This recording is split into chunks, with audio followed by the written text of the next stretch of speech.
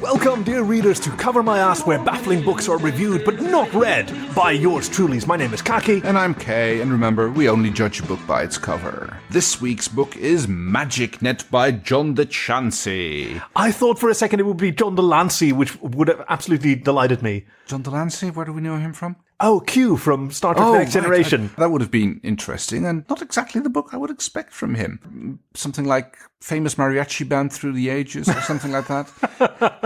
Yeah, that sounds wonderful. That is indeed how I remember the fantastic character Q from Star Trek The Next Generation, where he finally finds himself at the mercy of powers greater than himself. He's brought down low and needs the help of the Starship Enterprise, whom he's tormented, until finally he is saved and shows his gratitude by showing up on the bridge with a mariachi band just partying. I distinctly remember that scene from the series. So. It's so good. But MagicNet by John DeChancie, or Chauncey. I mean, before we get into the review of the book, I kind of have to check in with you, Kay, because I haven't seen hide nor hair or feather, as the case may be, of the velibraraptors in several weeks. Oh, dear. I've been so captivated. I've been so distracted with the prank war, the rather one-sided, super asymmetrical prank war that the bears, or according to your theory, I'm just catching all the readers up on the unnecessary lore that sprung up about this literary review podcast. Your hypothesis that instead of one bear stealing my pro or anti-bear suit, it was actually 4 raccoons. Which, in a bear suit. Or now in an anti-bear suit, but yes. It depends on what they're going to be used for. Right. Well, you wanted to mingle safely with the bears, I suppose. Yeah, so that's kind of a pro-bear suit. Like, I didn't want to harm the bears until they started fucking with me, and I nearly married one. So I did notice that the bear rug has been missing from the reading room in front of the fireplace. So if you actually see a big bear shambling around, it might be those 4 raccoons in your suit covered by a bear rug, which is horrifying and wonderful. Can you imagine, like, the system of pulleys that they have to have inside while they're standing on each other's shoulders and operating like pulleys and levers? The suit's supposed to be like augmenting, clever, moving also. So I guess they kind of have to hold on to each other, one down each legs, one in the torso, and one on top too, or something like that. And just Voltron around in this. Oh, those clever raccoons! It was a very nice rug. It's been there for a while. I mean, it's been a little bit threadbare. So yeah, if you do see a bear, shambling around. And it's a thread bear, you said? Well, check it around the back and see if it's got a big bald patch on its left butt cheek. Because that's where I used to put my feet when I was sitting in front of the fireplace. So if that's it, you know that it's 4 raccoons in a bear suit. If not, it's a real bear and it's probably going to be slightly pissed off at you for inappropriate action. But, it's a risk you'll have to take. Honestly, I'm very, very worried about the velibraraptors, because I made them they're essentially sort of flight training habit trail along the roofs of the bookcases and the network of ladders, and they were tremendously enjoying themselves up there and practicing their flying and getting some flaps in. Yes. And I've just been so distracted since since about the medicine lodge. Did they fly off? Do you think to the nesting grounds? Nesting grounds. Now we're getting somewhere. So, I've never been present for their mating season. So, do they have nesting grounds that I should know about? Well, they have nesting grounds. To be honest, I never really paid that much attention to them in the past. Certainly not enough to discern any migratory patterns or anything like that. Right. Okay. So I've never found any of their nests either. So I assume they have mating grounds or that does make breeding sense, grounds where they have their fields of nests somewhere. All right. Well, I do remember, by now probably about 44 episodes ago, you asking me to perhaps start a journal and record some of the data that I was learning about these about the flora these and fauna in the library. Yes. Yeah, so I think maybe that's something I ought to start doing and go on a quest. Oh, I love quests to find the secret nesting grounds. Shall call you Kakineus? No, no. Kakineus kind of works. Okay, kind of works. Yeah. Ooh, I'm kind of excited about that, honestly, because I've got my little tweed romper, and I can accentuate that with like a little pith helmet, and be like build you a little cart out of stuff and some wheels, and then we'll call it the Beagle 2-3 or something like that. Yes. And then you can go on your exploratory journey of the various reaches of the library. Oh, this is so exciting, Kay. Well, here's hoping that the velibraraptors are okay and that I find them soon on my travels as I embark on a new phase of my junior librarianhood. Who knows? There might even be velibraraptor chicks. Oh, little velibraraptor links. Oh, that'd be adorable. I should be a very good uncle if I do encounter any. Little nibblers. Yeah. Oh, I wonder what they eat. I'll find out. Your find toes, out. probably. Yes. But that's fine. That's just cute, adorable velibraraptor-ling.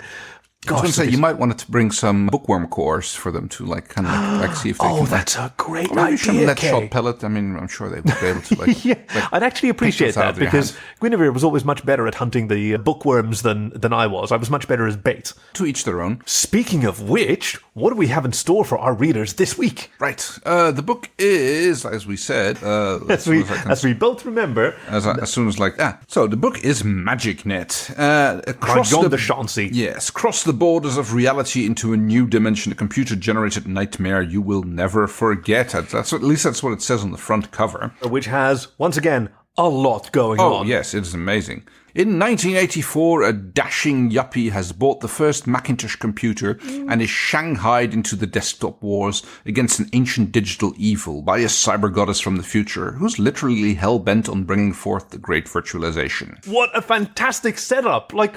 There's so much to it, and so there is to the cover of MagicNet by John DeChancie. The most prominent feature that actually took me a little while to figure out is an actual web of energy. Yes, it's depicted as a spider web here. Yeah, so why isn't it called Magic Web? Oh, well, maybe there was Wide Web, the net. I mean, the net was what it was originally more called. The web didn't come until 1995. Yes, exactly. After Sir Tim Berners-Lee developed HTML. And then everything became the web. And now it's the web is contracting again and it's becoming the Google. Have you installed the Google? It's in my favorites bar next to website.com. Google seems to be trying to discourage the use of URLs now. It's hiding them from their search results and it's basically trying to don't use that navigation bar. Just type it into Google. And then into the Google. Well, it's sort of returning to the roots of the web with services like AOL and CompuServe, where at a time when most places, if they even had a domain name, there was no way to search or index them other than web rings, for example. Well, AOL was one of the first examples of people trying to keep them in their own walled garden. And you can search for keywords that are pre-indexed. Yeah. So we have our titular yuppie. Yes. Well, it's not titular, but yeah. Bradley Pitt. Bradley Pitt, yes. Where he's got his beautiful little Apple II, I think it is. No, it's a Macintosh, not an Apple II. Yeah, it's very much a Macintosh. It's the very first Macintosh. Yes, and he's got his Bad Dragon modem next to it. Yeah, with the fantastic sort of Tesla coils that came with it for decorative and perhaps nipple stimulating purposes. Who's to say? Well, it does have some violet wand-like properties by the way. Yeah, right. And the electricity sparking off that sort of blends into the net. Into the energy net, yeah. So I think the big brainial critter, I suppose we can call it. Oh, yeah, it's got the huge brain lobes there. I think that might be the evil in the synopsis. Yeah, it's a vast and ancient creature with many hooked teeth and especially I was going to say something about those teeth. Yes, yeah, they're super weird. It's got teeth which kind of fork out. Yes, I noticed that. I think it's an allegation to the original fork viruses and worms. I don't know what that means. In computing, basically a process can fork itself by basically splitting off a clone of itself, and one does one thing and the other one does the other thing, and they both do it at the same time. Or they both do the same thing, and then you just keep increasing their. Find a penny, pick it up. Double it again, and you do that 25 more times and you're a millionaire. Isn't that the grain on the chessboard thing? 1 grain of rice on the first square, 2 on the second, 4 on the third, etc., etc. Yeah, I think before you're into row 4, you already have more rice than is present on the planet or something ridiculous like that. Compound interest especially is... So it's actually got rather fetching lips. It's got the lips are kind of curious. It does have those wax lip red. Yes, it's like proto duck face with horrible teeth. Oh, and for the readers of home, if you look down at your podcasting device, you should be seeing the cover of today's book. And if not, you can check the show notes for an image or a link, or you can check us out on covermyasscast.com, where we've posted it, or even on our Twitter, covermyasscast. Yeah, and it's got this weird little unicorn tooth on I noticed that lip. as well. It's got a little, it's asymmetrical between its cute little nostrils and the whorls above. It's got a little pokey bit. Yeah, and it's got a little luck dragon beard going down in the front, and there's some huge more forks in the teeth there. In the back, there's legs, or I don't know if that's legs or. And the claws have pincers. And face is desperately trying not to look too much like a predator. A yautja. Yeah. Because it's got the thick mascara. And it's got clawed sideburns or whatever the one. Wild hair. The what you want to call it. It doesn't have hair. Yeah. Where? Yeah, on look. Top of the head. Where? What? Yeah, all the black stuff. Oh, yeah. Right, I thought that was just like, oh, you're right. There is a whole mane on. There's a whole mane, and some of it's red. Like all of that's part of the creature. Yes. So this is just a fantastic like metal hairband. This is a glam digital ancient evil. Yes, Princess Leia in the front gown, who is, I guess, is the Leia. Look at her outfit. Like she's Indian or Persian or Near East Asian in her outfit. Yes, I agree. There's not absolutely splendid. Not enough spirals on the bustier. She reminded me of not warrior goddesses. What is it? One of the activist princesses from like the Bhagavad Gita. Or it's like one of those 1,000 hand dance. That's just in pictures. Oh, is it? Do you know what that's about? Shiva? Yeah, Shiva's one of them. Yeah. But there is a pictorial tradition, a Hindu pictorial tradition, that what the god is about is illustrated by what they are holding. Oh, okay. And like Shiva stands for multiple things, so he has to be holding multiple things, and so she needs more hands than just the regular two in order to be able to hold equally, like birth, destruction. I'm not super familiar with all of them, but like each of them stands for an aspect of the divine creature, and they have to hold them all, so they need to be shown having multiple hands. Okay. But that's just a picture. That's just a diagram. But what about a god like Ganesh then, who's always like depicted with having an elephant's head? Yeah.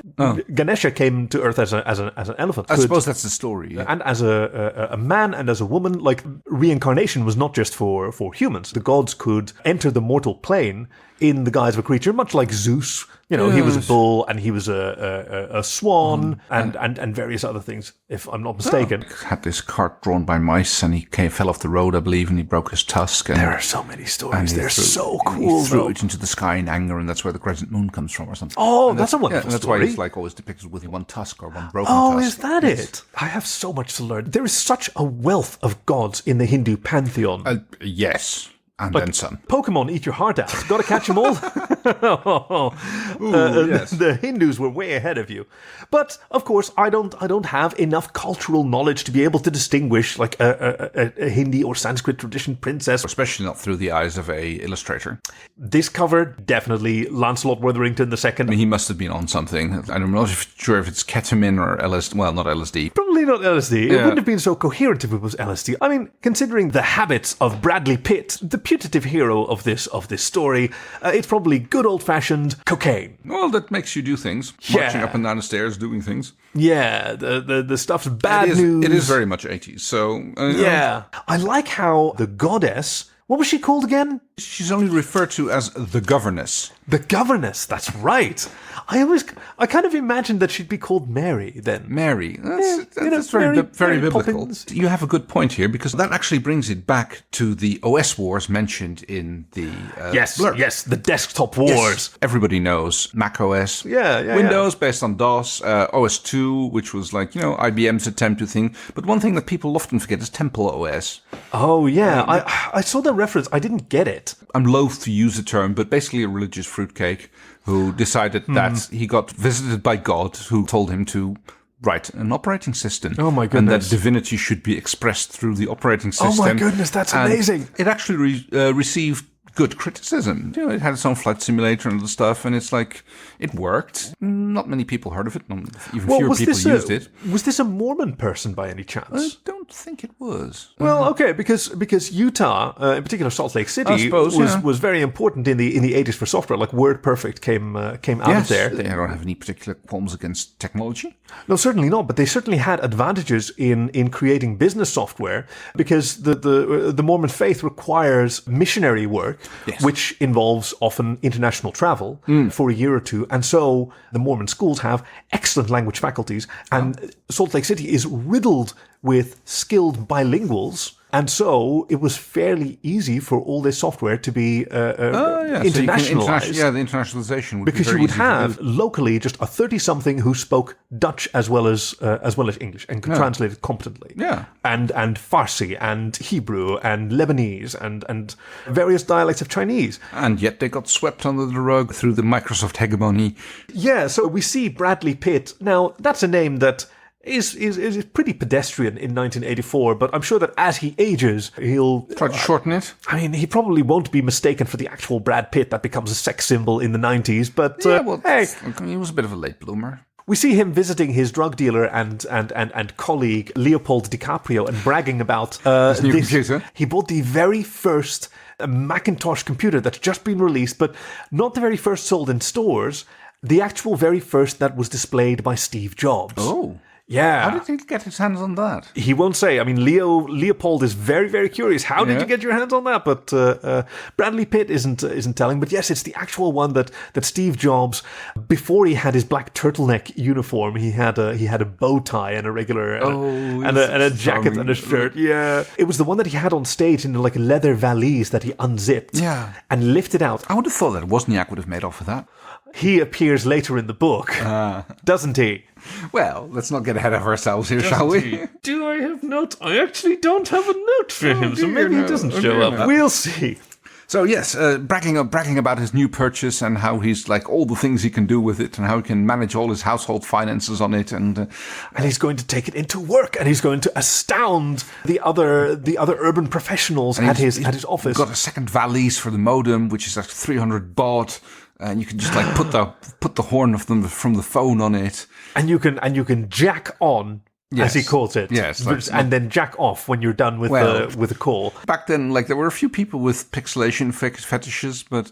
Yeah, and they had just the greatest time. I mean, all of this was 1-bit color. It was black and white. It was like 320 by 240 pixels tops. Like everything was super pixelated. Everything was great. Didn't even have grayscale yet? No. This thing had 128 kilobytes of RAM. Oh, yeah, that was barely more than a Commodore 64. It was an incredible revolution. In user friendliness is kind of underselling it, like user comprehension. It used the desktop metaphor with files and folders and windows that you could move around. Which admittedly they nicked from Xerox. Yes, from the Xerox PARC research center where Steve Jobs famously once got a tour and was shown their experiments with the desktop metaphor and the graphical user interface. The mouse, I believe, they had there. That came out of Xerox, isn't it? I once read an interview of the vision that the original inventor of the mouse had, where it was a multi-button device which you'd hold in one hand, and there was another multi-button like keypad in the other, and through chording, through memorizing the chords of various combinations, you could do everything, and you could move your cursor around, and you could do everything without ever releasing. It makes sense, but many people have the ability to learn that, or the desire to learn that kind of thing. Yes, exactly. So after mouthing off to Leopold, and he sits at his desk for a bit, and he pours himself a little Cabernet,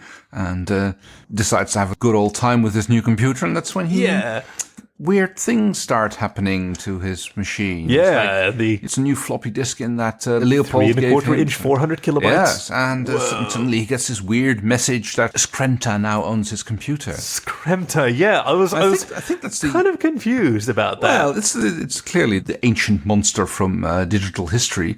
I mean, at first he wonders like where did this come from, and he goes like, well, it wasn't here yesterday, and then it's like, it's now, what have I done differently? Oh, it's just like it's this disk, but no, something like this couldn't happen. There's nothing on this disk which could. He'd never heard of viruses. No, exactly. That's the thing. Nobody had. Clearly, this got on somewhere, and his computer gets taken over by this evil. What should I call it? Now, of course, we have seen the cover, so we associated with this huge fork-toothed ancient horror. But of course, he just sees some pixels fritzing on his black and white screen. Like it's not terribly cryptic messages about the world being one and centrally organized, and jack on. Jack on and never jack off. Jack on and never jack off is what Skrenta says over and over and over again.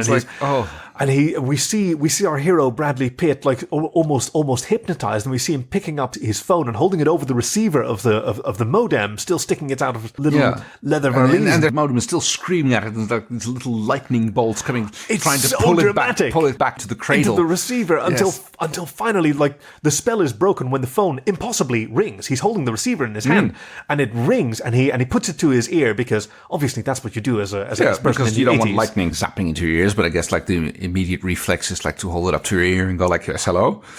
And a sultry. Do you know why they say hello, by the way? Because hey ho ho or hey or what is it? Ahoy hoy was the alternative. Yes, like there was an actual contest when Mr. Graham Bell patented the phone, or however that story went. What should we say when we pick up the phone?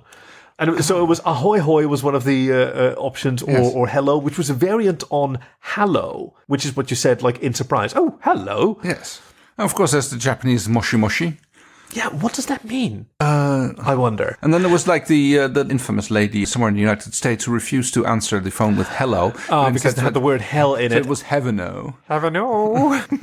Yeah.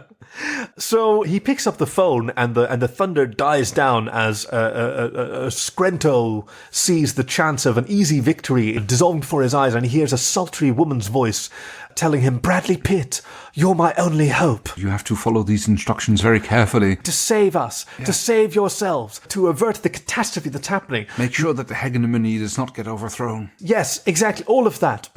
And you must perform these 18 labors. It was a long-ass book. You must seek out kim.org. Yeah. Which turns out not to be very, very difficult. Like the very first person that he asked him, do you know someone called kim.org? He asks Leopold DiCaprio, and he says, yeah, that's my supplier. Yeah, well, someone has got to do it. Yeah. It's like kim.org is just rolling in cocaine. He has all the... Oh, yes, that's the word. That's what he was like. What did you think he had? I thought he had like data and files, but yeah, that too. Cocaine is seems to be more of an 80s thing. Yes, we see him cutting lines of cocaine with floppy disks, which they're not very good at. Let me tell you, it's mostly that your drive gets bits of cocaine stuck between the drive head. And yeah. The drive crashes. It's crazy. Isn't cocaine like a monomolecular powder? Is it? As in, in every mote of cocaine is a molecule of cocaine, whatever the fuck, it's even organic. It comes from coca leaves, so I'd assume so. This first of his 18 labors, finding kim.org is relatively easy. Now, it doesn't help him get any new software for his computer, but it does help him get a lot of cocaine. Make sure that he can keep going all through the night. Yeah, exactly. All through the night. And at wholesale prices, much to Leopold DiCaprio's chagrin. Well, yeah, he gets cut out. But it's a theme that comes back in the book later, especially when our governess keeps trying to push him to move against the Steves of power. Ah, yes. The famous Steves, Steve Jobs, Steve Wozniak, Steve Ballmer, in his own way, Steven Spielberg, Steven Seagal. These are Steves in very different aspects of human culture who were dominating the 80s. Can we name any more? Steve McQueen? Is he one of them? Not really an 80s character, not anymore. No, he was on the way out. No, I'm kind of running out of Steves. Yeah. It seemed like there was a lot of 80s Steves, but then you get there, and there's just the examples that convince you there was maybe a lot of 80s Steves. Yeah. Oh, well. Well, it's like everybody has at least 3 mates who are called Chris. Yes, and 2 of them were best friends for a while, in my case, so that was confusing. Nothing wrong with that. No, but then we wind up never calling either of them Chris. The weirdest one, I don't have a common first name, Arnoud. No. But I did once have a friend who was also living at university who also was called Arnoud, and he had a flatmate who was also called Arnoud. Oh, no. So I literally had this, call his flat, go hi Arnoud, it's Arnoud, can I still talk to Arnoud? It's and you weren't even on cocaine. Unlike our friend Bradley here, who does in fact do mountains of cocaine. It helps him stay awake as he's driving through the nighttime city to try and confront as many Steves of power as he's able to. It turns into a bit of a Scott Pilgrim thing where he has to defeat the 7 Steves. No, that's a really good point. It's almost like a video game, and they're the bosses. So yeah, he has to fight Steve Jobs with his katana, and Steve Ballmer has obviously he has to do a monkey dance off against Steve Ballmer. Yes. That reminded me very much of what's it called? Donkey Kong. Not so many flaming barrels. He did have the chairs that he liked to throw around the room in a tantrum, yelling, "Developers, developers, developers!" And of course, the more martial the battle of wits with Steve Wozniak, the philosopher, with whom he was trapped in a mind battle on the astral plane. Right, yeah. Who's going to do the tainted cocaine? It's like one of these batches of cocaine has been tainted with anthrax virus seed. Yes. Which line do you snort? Well, clearly, I can't take that line because you know that I would take that line. Steve Wozniak's Sicilian. But he hadn't counted on the fact that Bradley Pitt has in fact been snorting small doses of anthrax cocaine powder, so he can actually take a big hit. I mean, it's only until he got past Leopold that he got the pure stuff. Leopold and I'd like to cut it up a little bit. He called it Daddy's Little Helper, and then Bradley Pitt goes, "You keep using that word. I do not think it means what you think it does." I mean, he has to find out where this Skrenta came from. And it turns out that someone had written a cuneiform protovirus, and some scholar had been coding that into his computer, been registering into his computer, which basically turned the machine into a virus, which started replicating itself through various disks. I thought this was so cool. It reminded me of Snow Crash and the Namshub. That's the one, yes. Yeah, which is such a cool concept.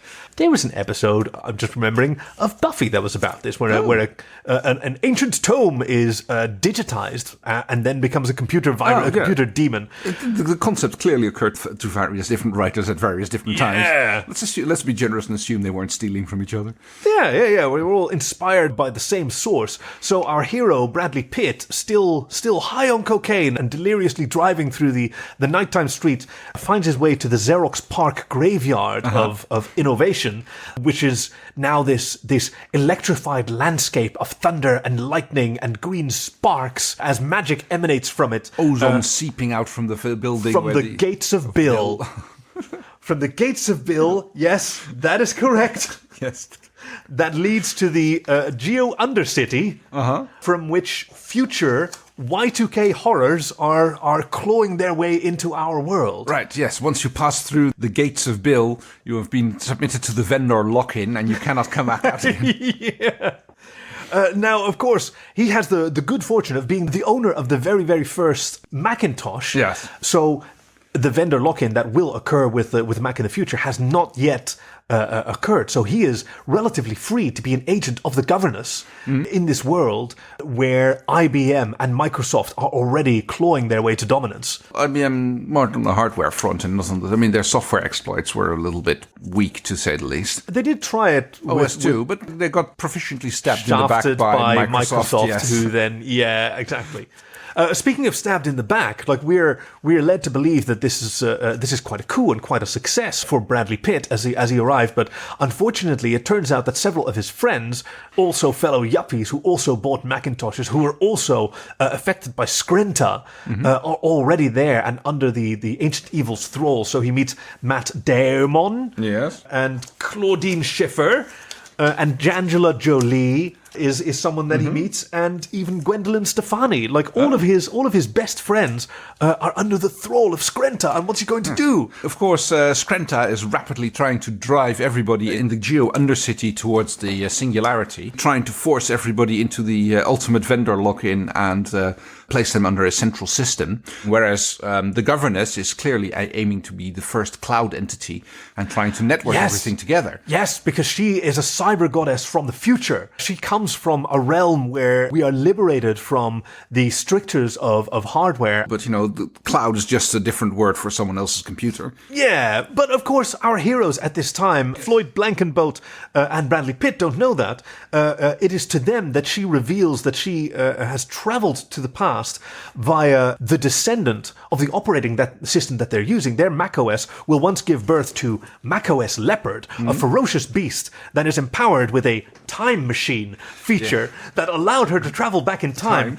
And through the combined efforts of Bradley Pitt and Floyd Blankenship, they're able to trap Skrenta in a web ring prison. Being forced to circle around and round and round and follow links until...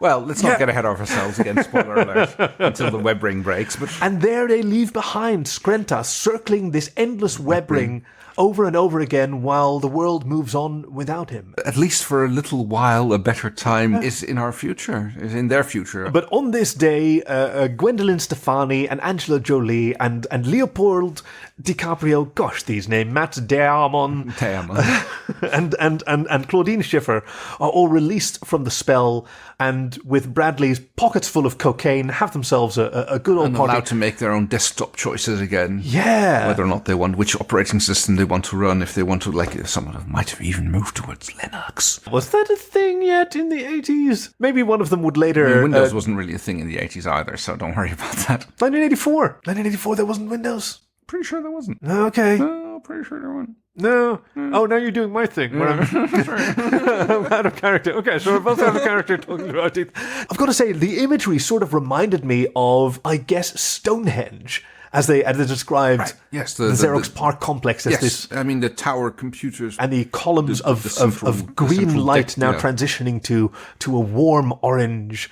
That was just the machines being on fire, but still. Yeah, well, it's still pretty, and when you're on cocaine, apparently that's something probably enjoyable. So, how are we going to rate this book? I think we've already done bits out of bytes, haven't We've done tons of bits out of bytes. We had the Amish out of a modem, bouts. Boud's good. Boud rates. So how far did that actually go? Like I think the 56K6. There might have been a few modems that went over 56K6, but I don't think many of them saw general use. And we have options starting at about 300 baud is 300 kilobits per second, right? Up to 56K6. 56K6 at factor 2 increments. I'd give it a solid 24K4 at that point. That wasn't one. It was 28K8. 28K8. Sorry, that was it. Right, yes. No, no. Far be it from me to argue with you. You had the 24K4 modem that couldn't communicate with anything. I was wondering why I had such shit connect. No, actually, I was very lucky. Like back in the mid-90s, I already had a Ethernet line into my student apartment. Wow. Yeah, the university was really far ahead of its time. Oh, luxury, mate. Absolutely luxury. Like it was 100 megabit connection for the entire student body, but mid-90s. But nobody knew about it. Well, all the computers. The students did. Yeah. I mean, it was very damn sweet. Also, that university network was pretty much the biggest wear site on the internet at that point. Yeah, that's kind of how it. Yeah, it's like you could literally get pretty much anything you wanted there. It's like, yeah, a lot of the cool stuff happened at universities. Some art archives that one may or may not be familiar with were in some Swedish university. And yes, Linköping, if I'm not mistaken. Well, yeah. So I thought it was a very good book. This MagicNet. Good enough that 24K4 out of 56K6. And now, hey, for bonus points, do the impersonation of your modem. Oh God! Of your modem handshaking signal. Yes! I'm so excited. I'm already getting a hard on. It's especially like that initial signal.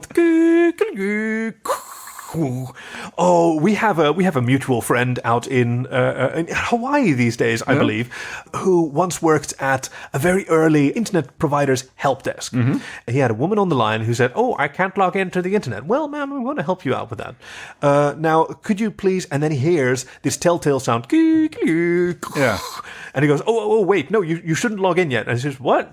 I'm not logging in. No, I can hear the sound of your modem. My modem. Oh no, dear, that's my parrot." Yes, the parrot just went ahead and learned the. Okay. And speaking of handshaking, if you want to get in touch with us, please come by covermyasscast.com. You can find us on Twitter at covermyasscast. We'd love to hear from you. If you have a suggestion for a book, there's a handy form on the website, but you can also just send it to us at covermyasscast@gmail.com, and we'd love to hear from you. Now, what do we have in store for our readers next week? Next week's book is by Drew Bledsoe. It's Not Going to Get Better When You Grow Up. No, and I guess that about covers it. Thank you for joining us at Cover My Ass, where baffling books are reviewed but not read by yours truly. My name is Khaki. And I'm Kay. And remember, we only judge a book by its cover. This is going to be audio hell.